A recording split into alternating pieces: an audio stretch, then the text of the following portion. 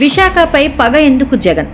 ఉత్తరాంధ్ర ప్రజల చిరకాల డిమాండ్ ప్రత్యేక రైల్వే జోన్. గత తెలుగుదేశం ప్రభుత్వం హయాంలో చంద్రబాబు గారు గట్టిగా సంకల్పిస్తే టీడీపీ ఎన్నో పోరాటాలు చేస్తే చివరికి విశాఖకు రైల్వే జోన్ వచ్చింది. కానీ జగన్మోహన్ రెడ్డి అధికారం చేపట్టాక 5 ఏళ్లు కావస్తున్నా రైల్వే జోన్ ఏర్పాటు ఒక్క అంగుళం కూడా ముందుకు కదల్లేదు.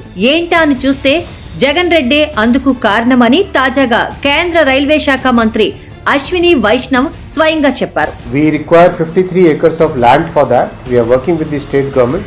As soon as the land comes, we will be able to start it. DPR is already done, completed everything. Sanctions are in place. As soon as the land comes, we will start. Is it problem with state government? Obviously, we have to work with the state government for land, no?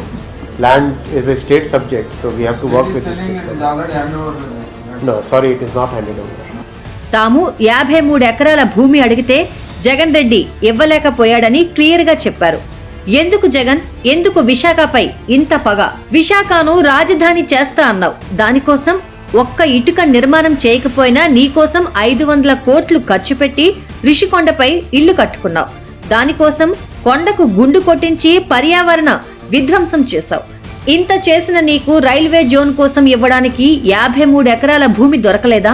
నీ rowdy gang విశాఖలో 40,000 ఎకరాల భూములను కబ్జా చేసిందని విశాఖ ప్రజలు అంటున్నారు.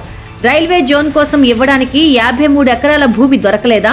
నీ party ఎంపీలు ఎన్సీసీ భూములు, దస్పల్లా భూములు, రేడియంట్ భూములు, హైగ్రేవా భూములను కబ్జా చేసి 1000 ఎకరాలను మింగేశారు.